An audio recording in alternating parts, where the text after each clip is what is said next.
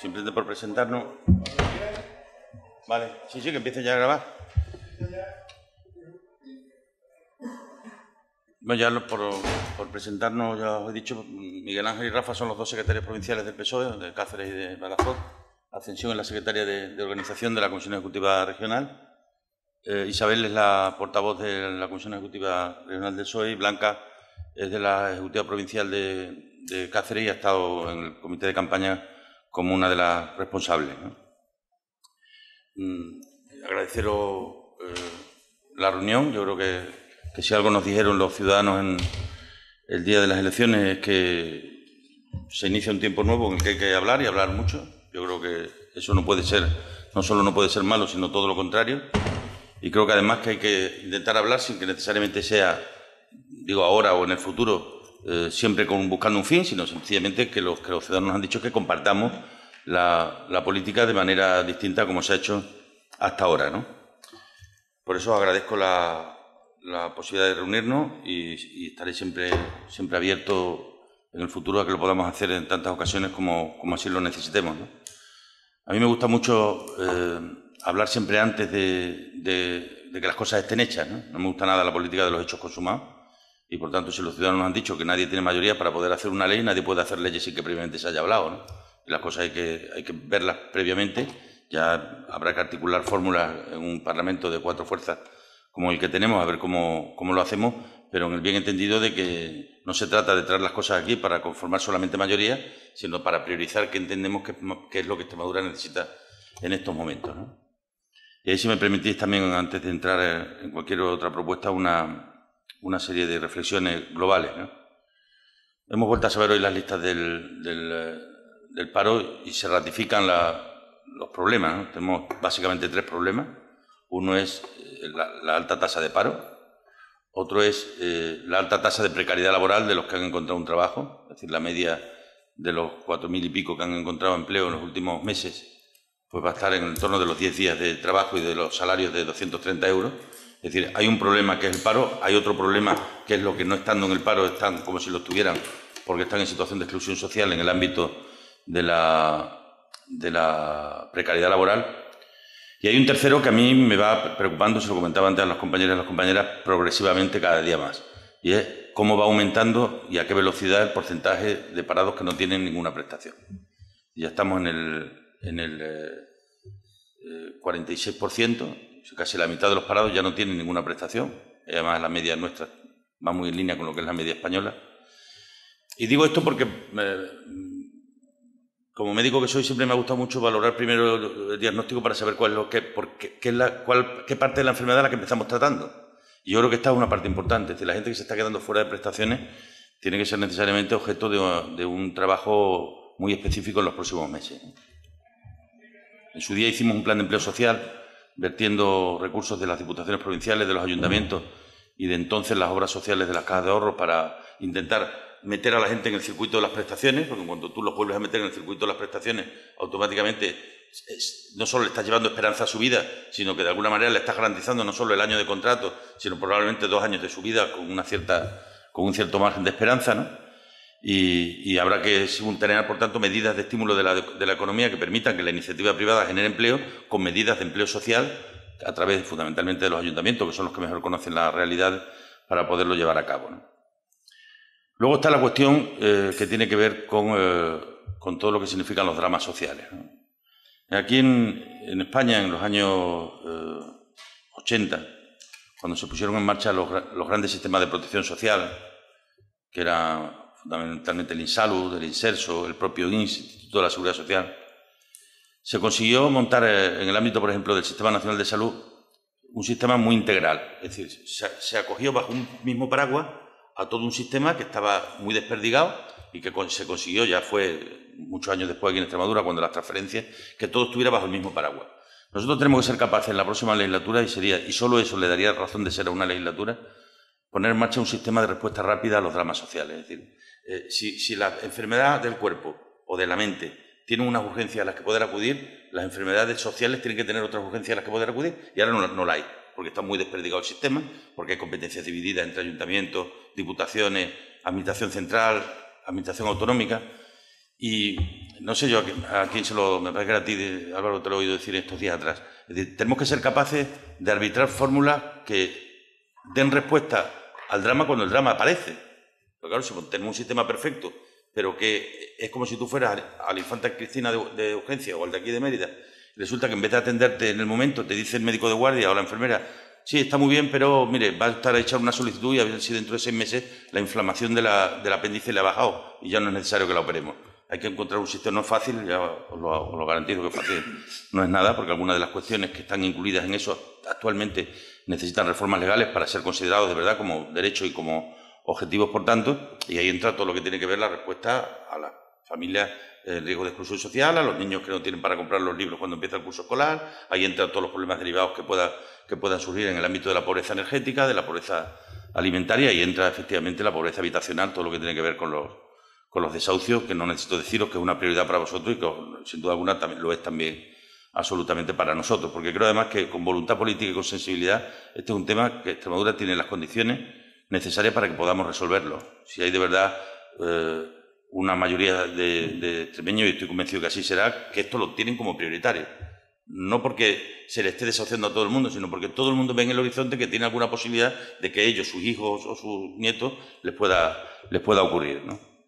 Y luego hay un tercer apartado que tiene que ver con los servicios públicos, fundamentalmente con la educación, con la sanidad y con la dependencia.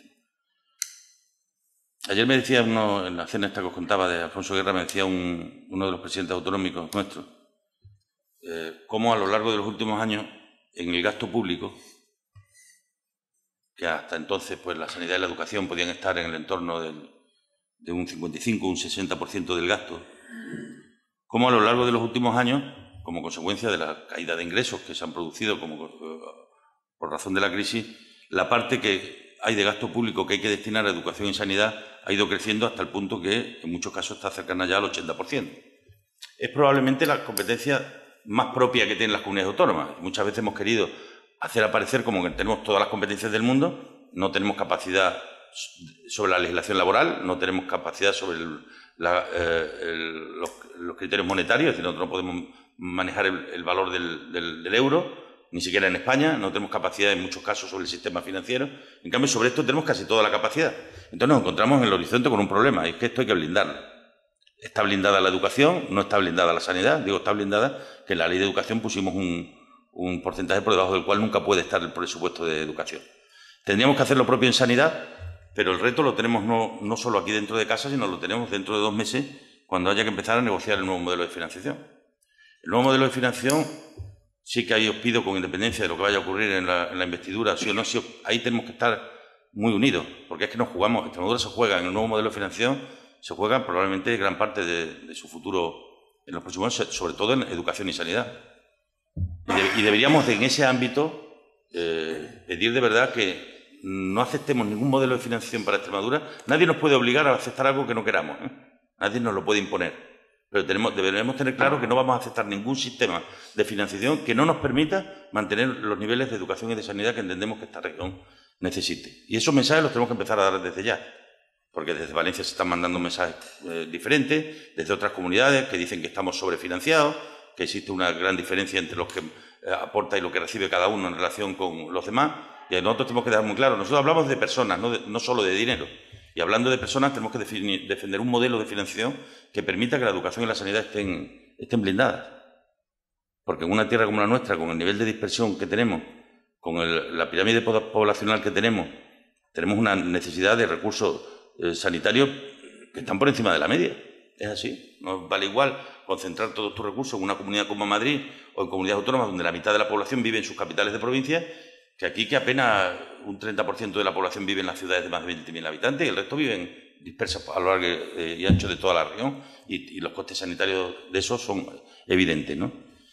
Y en el ámbito educativo igual. Yo es que creo que a la educación le tenemos que dar un impulso de verdad, porque creo que es lo que nos puede hacer cambiar el destino de las cosas. Si somos capaces de tener la mejor educación posible, la escuela pública será algo apetecible para la gente y los poderes públicos a todos los niveles invertirán. Si esto no lo creemos bien y creemos que es simplemente un salir del paso, pues difícilmente así será, ¿no? Pero creo mucho en ese ámbito, ¿no? Os quería hacer estas 3 reflexiones para que creo que vayamos centrando cuestiones sobre las que donde están los problemas de la gente. En el trabajo, en los servicios que recibe y en la lucha contra la exclusión social y la respuesta contra la desigualdad y contra la pobreza. Que a mí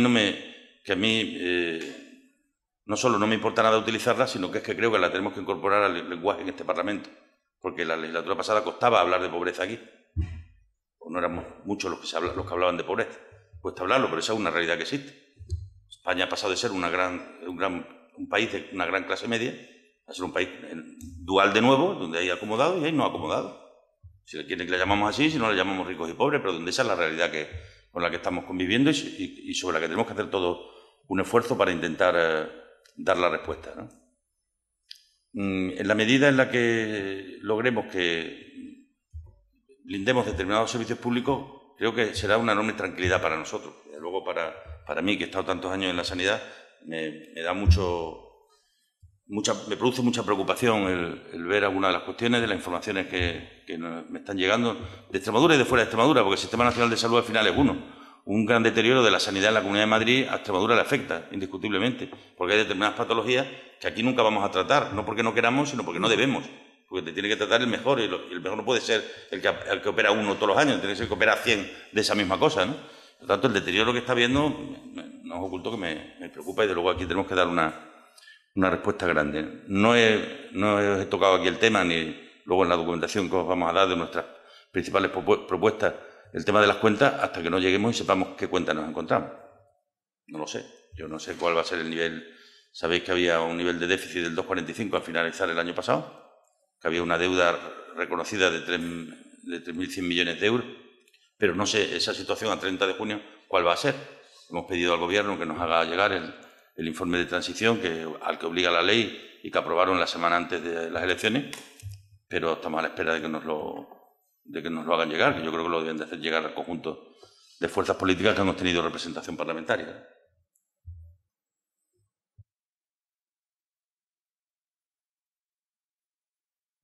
Buenos días. En primer lugar, como hablamos el otro día por teléfono, este es el primero, esperemos, de 2 encuentros, que el segundo tendrá un escenario que será seguramente, estamos convencidos, el de la Corrala.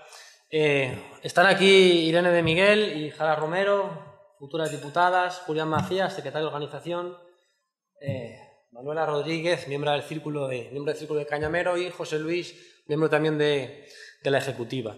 Teníamos preguntas que haceros, sobre todo más allá de que en el diagnóstico podamos coincidir en muchos aspectos en la situación dramática en la que nos encontramos, sí queremos saber realmente cómo se va a plantear cuestiones concretas para solucionarlas. Queremos saber cómo vais a abordar el tema de los altos cargos de libre designación y de los asesores. Según el presupuesto autonómico se lleva 13 millones de euros.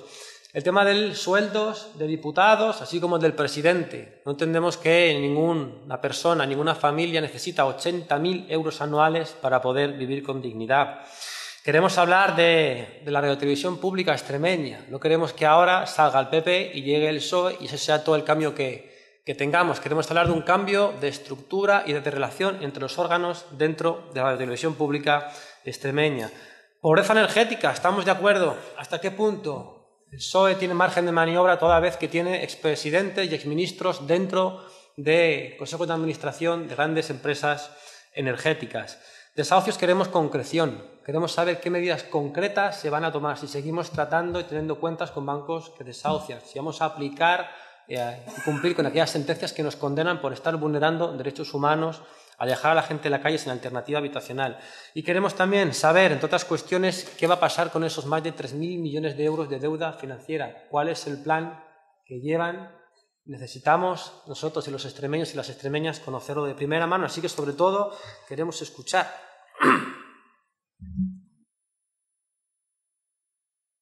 En relación con todo lo que tiene que ver con los altos cargos, yo os propongo que podamos hacer algo, que veamos cómo está el conjunto del país, veamos cómo va a quedar después de todas estas modificaciones que se lleven a cabo, y que Extremadura nunca sobrepase un nivel medio de lo que haya en el resto de los sitios, ni en número de cargos, ni en salarios, ni en nada. Es decir, evidentemente vivimos en un país en el que las rentas en cada sitio son las que son y que sean algo proporcional a lo que puedan ser las rentas en otros en otros sitios, ¿no?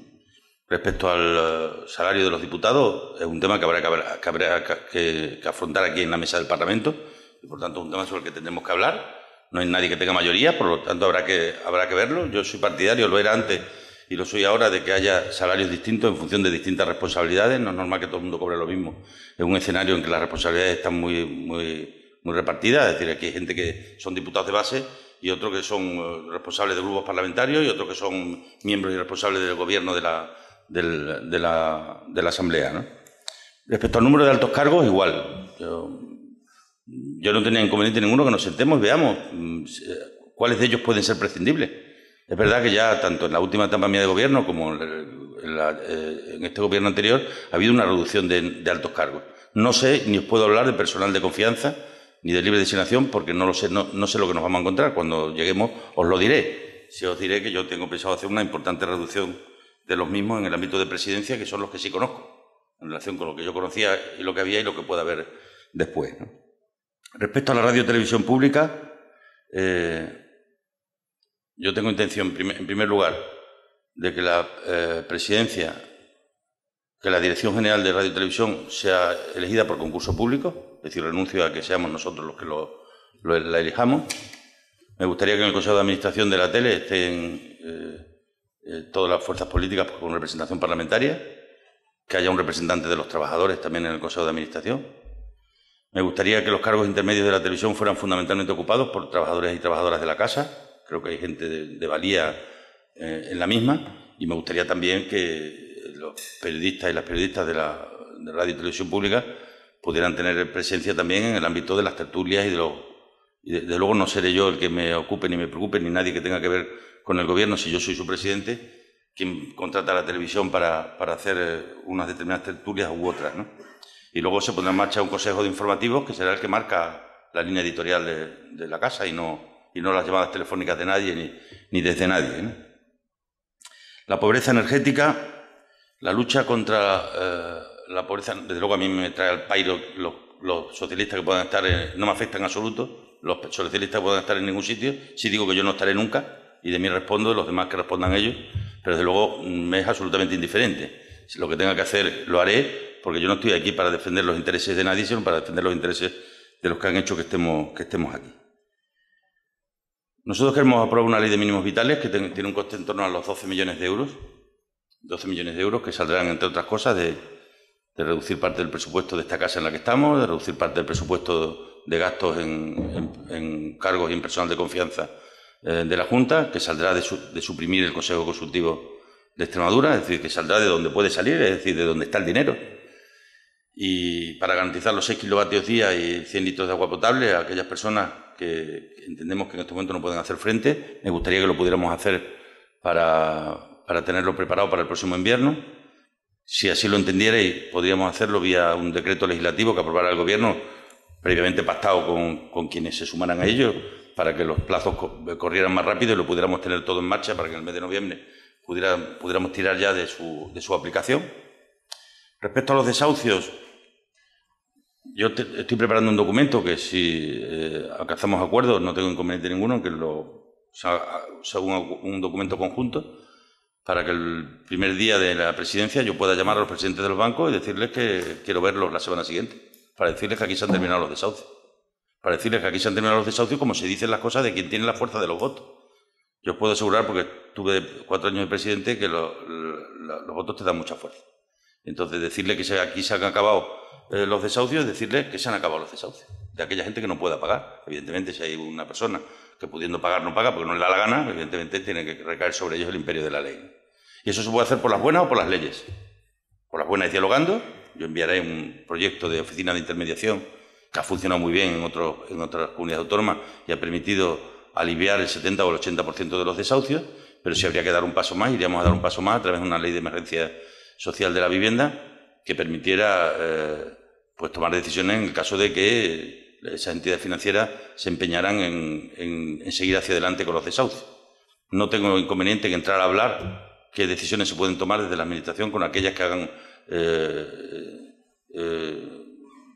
o se olviden de lo que para nosotros es fundamental, que es la vida de la gente. Defiendo que el desahucio no es solo que te echen de tu casa, sino que te están echando de tu vida, y por esa razón también me planteo el que pongamos en marcha pues todo lo que permita acabar con esa realidad y que al final esta legislatura de Extremadura sea una comunidad autónoma en la que se hayan acabado los desahucios de las personas que no pueden pagar, ¿no?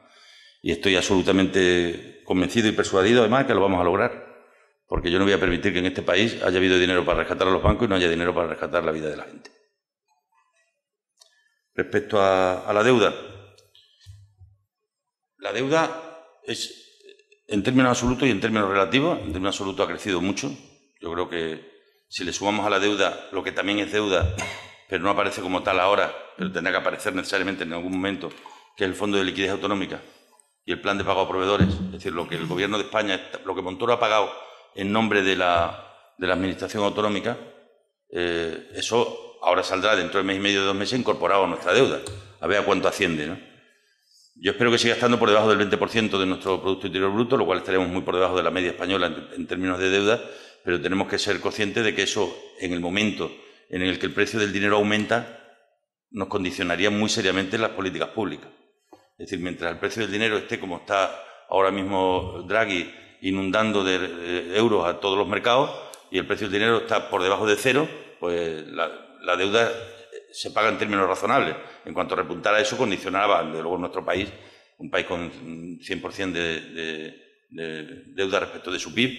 Nosotros estamos en el 20, España está en el 100, nosotros aquí en el 20. No obstante, es que estábamos en el 10 al inicio de la legislatura. O sea, el último año mío, cuando acabó el año 2010, el último año de mi entera responsabilidad, estábamos en el 10% de deuda y la vamos a acabar casi en el 20%, ¿no? Lo cual significa que se ha duplicado, a pesar de que ha habido recortes, cosa que tampoco entiendo, por cierto, del todo, ¿no? Esto un poco precisándote cuestiones, estoy dispuesto a precisar las que necesitéis más, porque son temas que los tenemos muy, muy trabajados.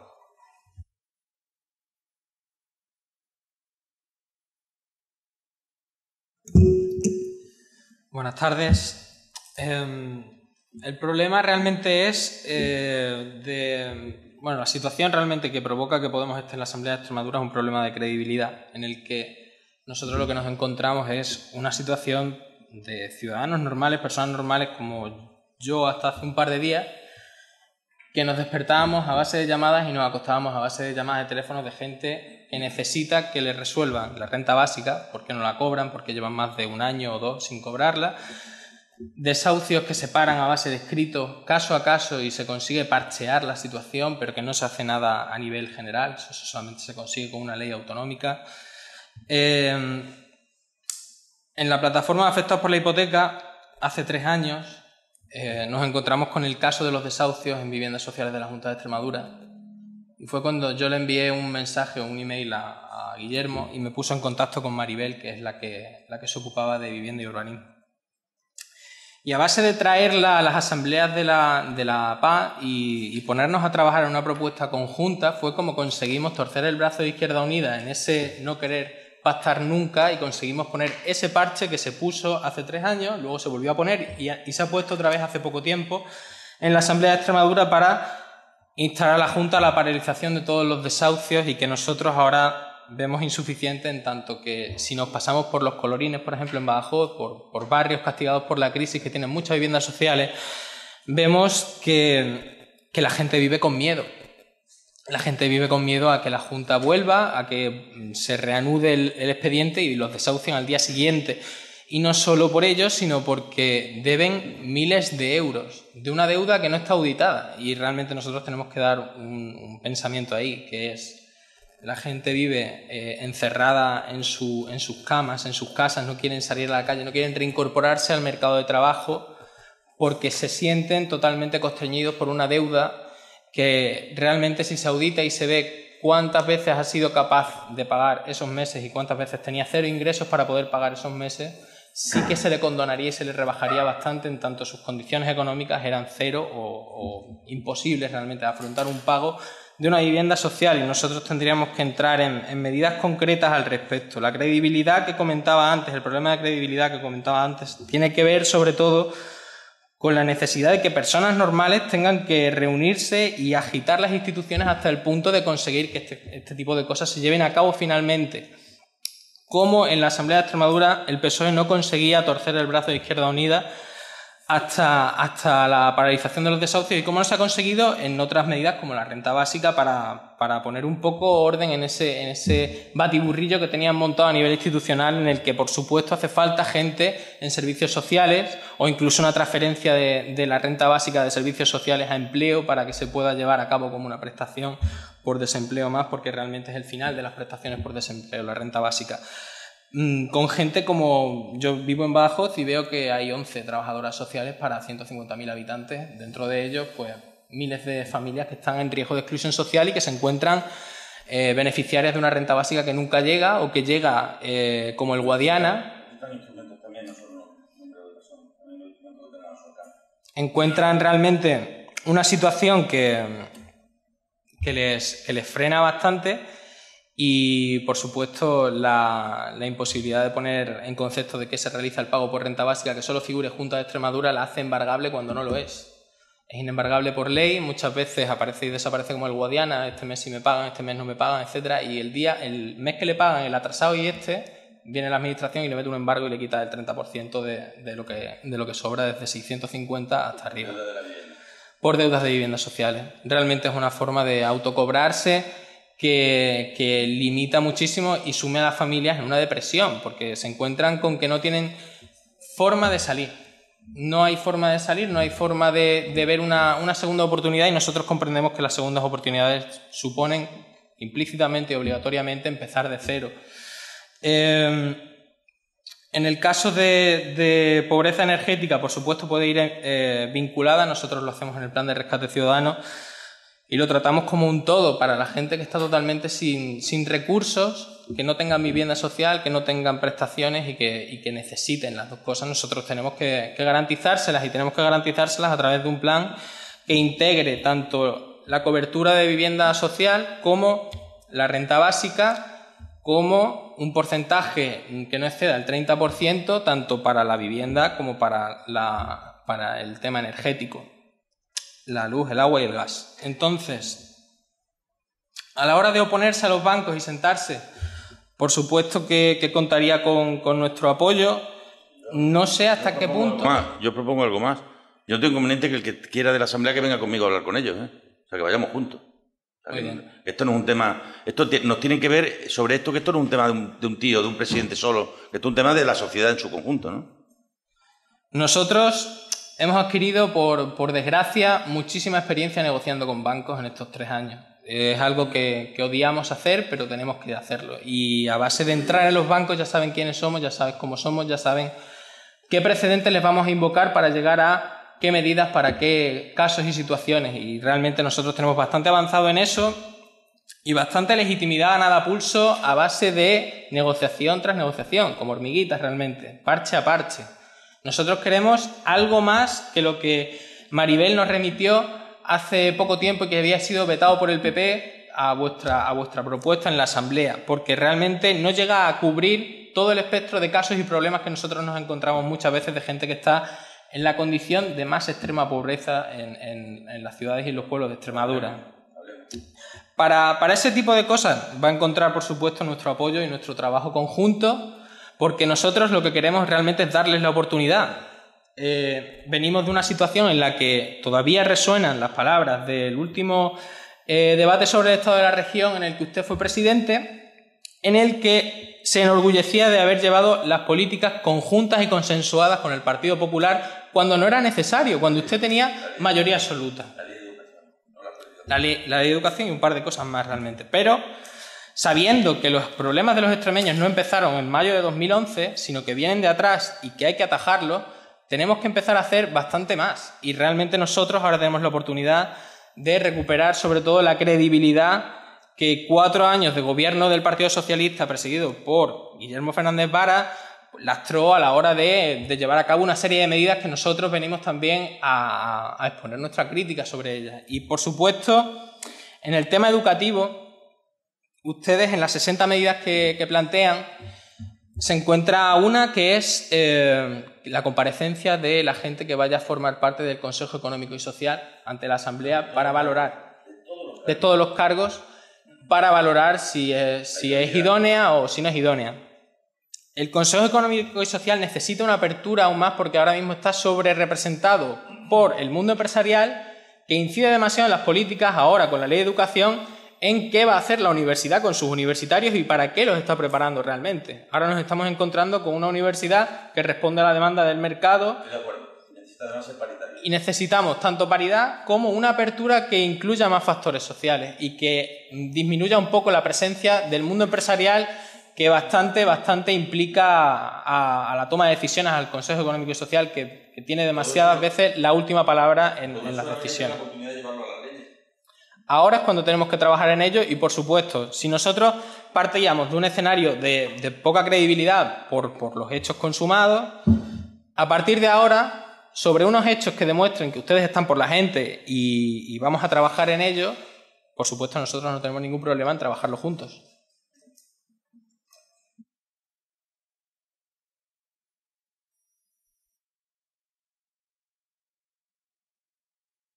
Echo de menos un poco más de concreción.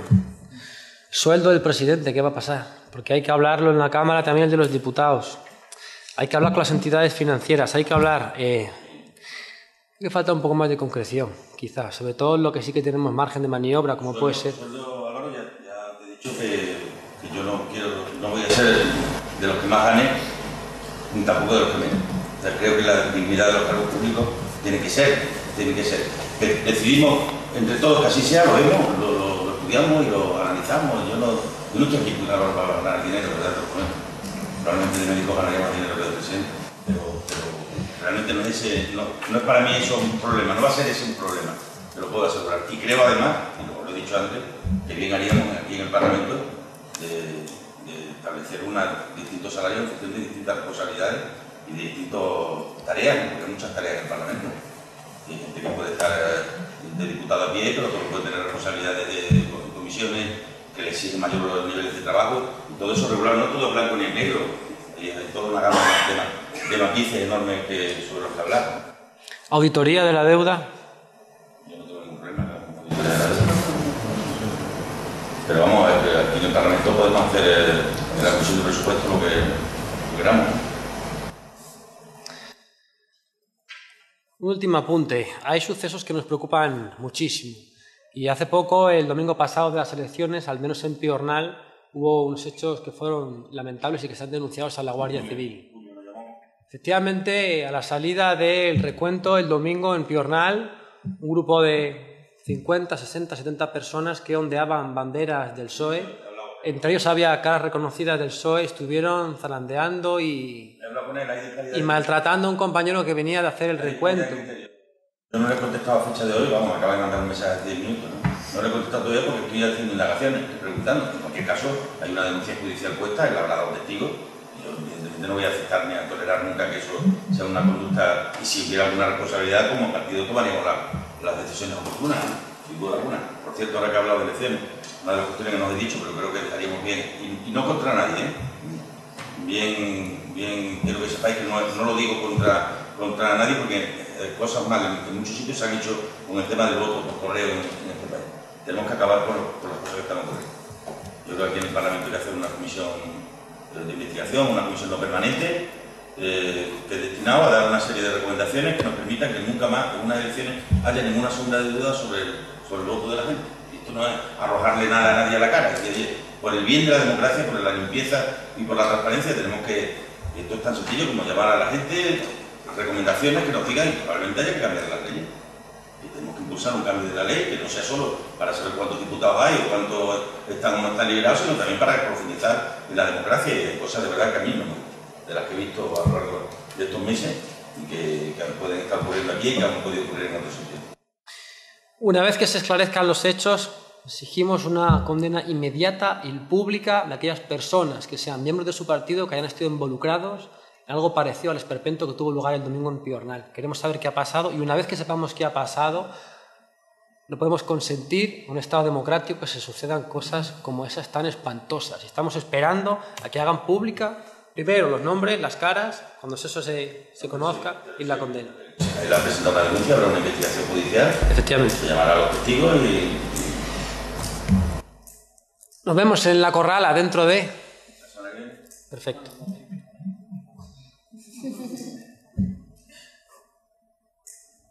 José Luis. Por un lado, queríamos también hablar del tema de... Bueno, tiene dos criterios. Por un lado está el de distribuir lo mejor posible los recursos que tenemos en Extremadura, y por otro lado, en las instituciones extremeñas, y por otro lado, ejemplaridad y un cambio en la concepción política. Tenemos a expresidentes y a excargos públicos cobrando dietas y con gente como... Bueno, hay una oficina de expresidentes con un director de la oficina que cobra 55.000 euros al año, con un técnico asesor que cobra 37.000, con un conductor, con otro conductor, con un administrativo. Yo creo que todo eso hay que suprimirlo, sobre todo porque tenemos que predicar con el ejemplo. Ya se suprimió la oficina de los expresidentes. Ahora lo que hay es una dotación mínima, no de 5, como tú estás diciendo. En mi caso era de 2 personas. En el caso de Rodríguez Ibarra de 3. Y a cambio de eso se le pide colaboración y se le pide representación en muchos casos, ¿no? La oficina del expresidente no hay ningún tipo de retribución por parte del que ha sido expresidente para nada, y las oficinas se cerraron, no existe oficina del expresidente. La ley se derogó. Es que tenemos que repensar sobre todo el tema de quien ha ostentado un cargo público y que ya no está realizando un servicio público. Si se le solicita para actos expresos, se le puede retribuir expresamente, pero una retribución... No, él no tiene ninguna retribución, ¿eh?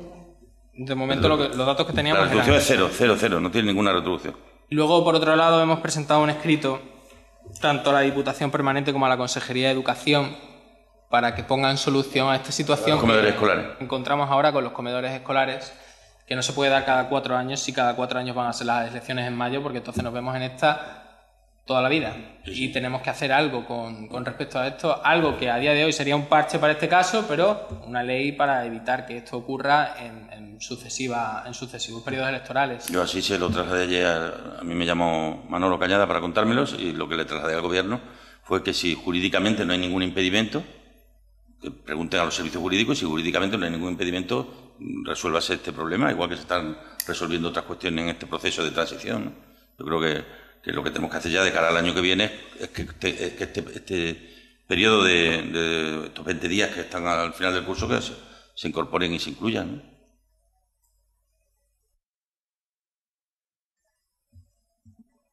Yo creo que, sinceramente, nosotros venimos aquí a tenderos la mano para esa credibilidad que el pueblo extremeño necesita.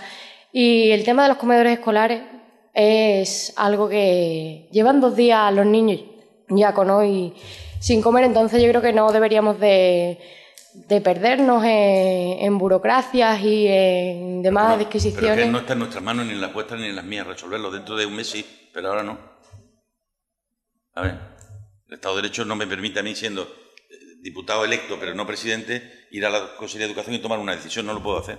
Te aseguro que si pudiera hacerla, lo haría. Seguro que se puede hablar con el Gobierno en funciones y con la Diputación Permanente. Ayer hablé. Cuando Manolo Cañada me llamó, al cabo de las 2 horas, yo nunca oculto nada. Yo fui el primer político en Extremadura que enseñó sus nóminas. El primero hace ya muchísimos años, ¿no? Con lo cual no tengo nada que ocultar. A mí ayer me llamó el presidente para decirme qué pensaba de esto. Digo, oye, que con la que está cayendo, con la situación de dificultad por la que está atravesando la gente, ¿puede haber un impedimento de carácter legal? Digo, yo creo que no, pero en fin, preguntarle a los servicios jurídicos a ver cuál es el impedimento y buscamos soluciones, ¿no? Alternativas que las puede haber. ¿Hay cuantificados cuántos son? Unos 8.000 niños. Son 8.000 niños.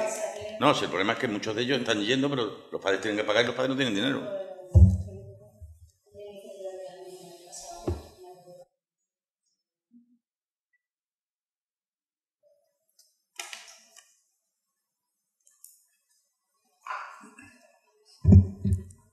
Sí, bueno, una cosa que ha quedado un poco, digamos que no ha salido todavía del tema, viene un poco en relación al encuentro que tuvimos con los círculos este fin de semana, y aparte de los temas que han salido, bueno, un poco estaba en el aire esa desconfianza a posibles acuerdos con el Partido Socialista aquí en Extremadura, porque realmente no sois nuevos, digamos que tenéis una trayectoria. Y somos nuevos, pero no somos nuevos, pero perdimos y aprendimos mucho, te lo puedo asegurar. Claro, uno de los temas, aparte de los que han salido, que se estuvo hablando con las bases y que le preocupa mucho, es decir, no las bases sino la ciudadanía extremeña, es el tema de la transparencia. Es uno de los conceptos o de los términos del cual se le llena la boca a todos los partidos, ¿no? Sobre todo últimamente. Pero realmente, y bueno, vosotros lo habéis vivido ahora en propia carne, acusaciones, por ejemplo, con el tema de la fundación, ¿no? Jóvenes y Deportes. Realmente sí queda un poco hipócrita por parte del Partido Popular que se hagan esas acusaciones cuando, si se ve, por ejemplo, cómo está funcionando la Fundación Jóvenes y Deportes, te mete en agua, es una caja negra de opacidad totalmente. Pero, evidentemente, anteriormente se estaba haciendo lo mismo.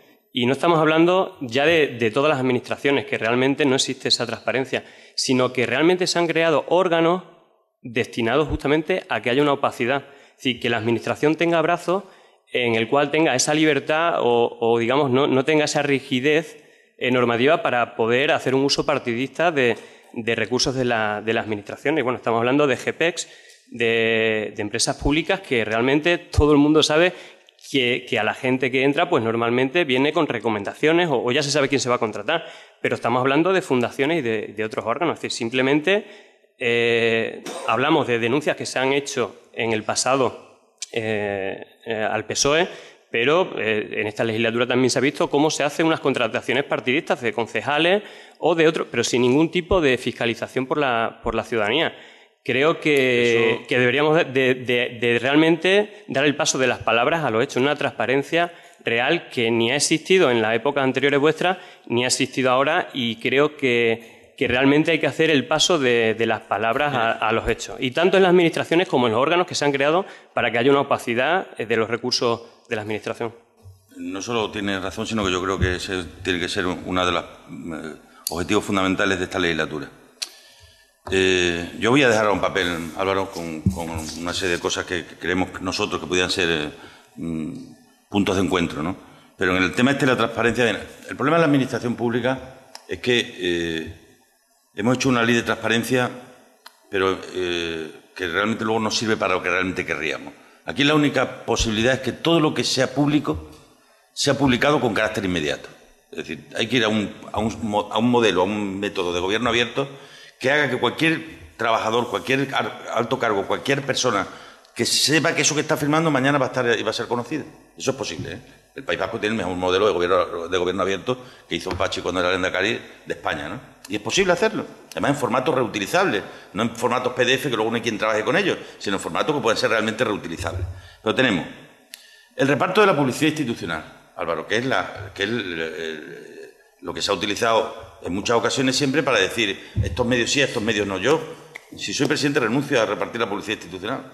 O sea, que lo hago una comisión de expertos que ligamos aquí en el Parlamento, con gente de reconocido prestigio que sepamos que lo va a hacer con carácter objetivo. Y si damos ese paso, no podéis imaginar el paso que estamos dando en favor de la libertad de prensa y de información en esta región. Lo del CESMA que ya hemos hablado. Dar publicidad de todos los contratos, pero en 48 horas. Es decir, en el tiempo de Internet, ¿qué dificultad hay para que cualquier contrato que se firme en la Administración, sea menor, mayor, con publicidad, con negociado o sin negociar, se mande aquí, al Parlamento? Que lo tengamos los grupos con carácter inmediato. Oye, yo quiero saber los contratos que se han adjudicado en la Consejería de Sanidad ayer. Y tengo que tener acceso a eso. Desde el punto de vista de la tecnología, ¿cómo va a ser posible que hayamos sido capaces de, con una tarjeta, ir a la farmacia y que te salgan allí los medicamentos que te ha mandado el médico 3 días antes en tu centro de salud y ya no podamos saber los contratos que hay en la Administración? El tema de la publicidad de todos los informes de los asesores jurídicos y los informes de los interventores. O sea, yo me comprometo a que antes del final de año hagamos públicos todos los informes, todos son todos, ¿eh? Cualquier informe que haya hecho cualquier abogado en cualquier departamento de la Junta tiene que ser público. Y lo de los interventores también. La publicación de todas las comisiones de servicios. O sea, ya sabemos que las comisiones de servicios son discrecionales, pero hay que decir por qué se las ha dado a esa persona y a quién se las ha dado. Y que sea conocido y público. El calendario de oposiciones.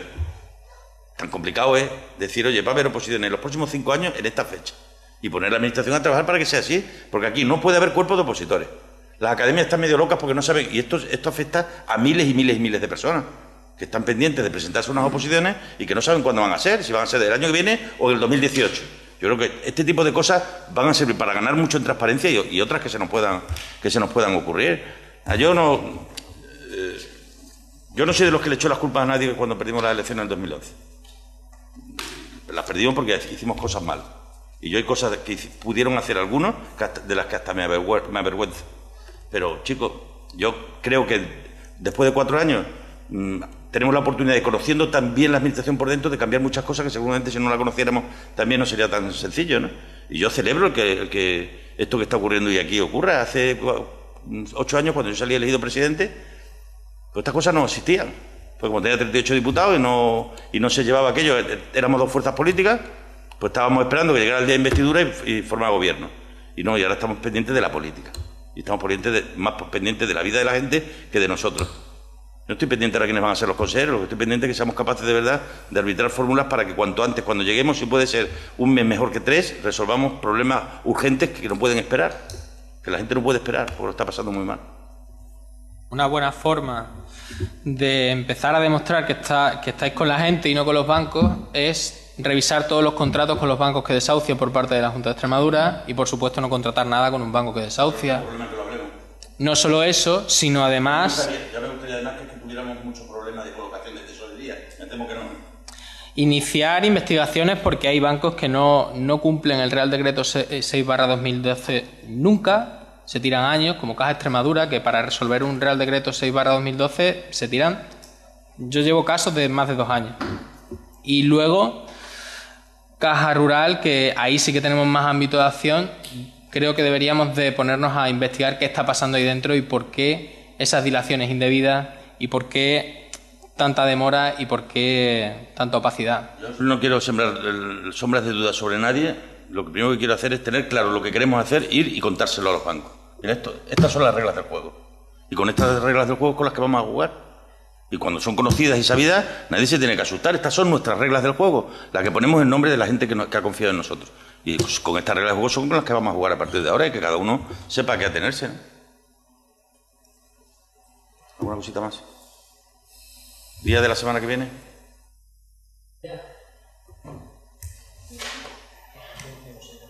¿Tenemos constitución de ayuntamientos el sábado? El sábado día 13. ¿Es una semana, el martes, por ejemplo? Pues el martes. Ya... Pues el día 10. Yo el día 9 tengo que ir a Madrid. El 10, si os parece, miércoles. Ya llamáis a... Os ponéis en contacto con Isabel y le decidís y lo cerramos en concreto. Ojalá los hechos acompañen a las palabras y realmente tengamos una legislatura en la que se trabaje para la gente. Nos cuesta un poco creer en ellos. Vemos que... Tiene razones para ser descreído. El PSOE tiene un problema de credibilidad agudo. Más allá de que dijimos vamos a plantarnos en serio con los bancos, había que preguntaros cuánta deuda tenéis contraída con los bancos y qué margen de maniobra. El PSOE no tiene deudas con los bancos. Para saber qué margen de maniobra podéis llegar a tener. Si os hubiera gustado escuchar a lo mejor una concreción más específica en determinadas cuestiones, ¿no? Nosotros sabéis que asumimos limitaciones de cargos, de mandatos y de salarios. Y con 3 salarios mínimos vamos a vivir bien. No queremos vivir infinitamente mejor al pueblo al que queremos representar. Creo que no cuesta nada haberlo planteado. Vamos a intentar no interrumpirnos. Creo que no cuesta nada asumirlo, aunque sea a nivel interno, como hemos hecho desde Podemos, y dar ejemplo desde la propia praxis. Y se puede trabajar en esa dirección. Más allá de que se haga un debate público en la Asamblea, que estaremos completamente de acuerdo con estas cuestiones puntuales, pero quizá a nivel interno también se pueda dar paso, ¿no?, en esa dirección, y esperemos también que se pueda trabajar ahí. En lo demás, bueno, veremos qué margen de maniobra hay con las empresas energéticas para garantizar suministros básicos y demás. Como decíamos, tenemos un problema también con los consejos de administración, con la relación con ellos. Más concreción en el tema de la renta, etcétera. Es decir, yo creo que falta concretar mucho más y saber cómo se va a llevar a cabo todo eso para que tengamos realmente confianza en que eso se va a llevar a producir. Ahora entramos 12 ojos, 12 oídos, que vamos a estar expectantes día a día para ver que todo lo que se promete finalmente se cumple, que es lo que la gente quiere. Y si es así, pues habrá algún tipo de posibilidad de encuentro, pero estaremos fiscalizando todo lo que pase estos 4 años en la Asamblea. Sabéis que nuestro compromiso no es con nadie nada más que con la gente. Veremos si es así, nos veremos en la Corrala dentro de unos poquitos días. Y que te quede constancia, ¿has terminado? Que te quede constancia que nosotros no tenemos ningún tipo de deudas con los bancos. Bueno, tenemos el préstamo de campaña que le hemos pedido, que lo pagaremos el mes que viene, cuando nos asignen lo que nos corresponde por las elecciones, ¿no? Pero nosotros vamos, como cualquier ciudadano. Pero vamos, que no tenemos ninguna relación de otro tipo con ninguna entidad financiera, no tenemos ninguna relación con ningún consejo de administración de ninguna entidad ni de ninguna empresa, y te lo digo con toda la tranquilidad del mundo. Yo nunca estaría en ninguno de ellos y somos como mínimo tan independientes como vosotros. Como mínimo tan independientes como vosotros. Antes de irnos, para que estemos de acuerdo en todas las cosas respecto de, aunque hablé con Luis, respecto de hacer declaraciones tras de la reunión, yo lo que le dije a Luis, y entendiendo la nueva política que quiere poner en marcha el presidente de mi grupo, tenemos que hablar con los medios cuando tengamos algo que comunicar. Por lo tanto, os pregunto si vamos a decirle algo o los emplazamos a la segunda reunión para que los dos participantes en esta reunión hagamos lo mismo, si os parece bien. Y si queréis que ahora atendamos a los medios en un canutazo, no los atendamos. Si consideráis que tenemos algo que trasladarle, no tenemos nada que trasladarle, pero en cualquier caso que estemos de acuerdo, tal y como hablé con López Lago.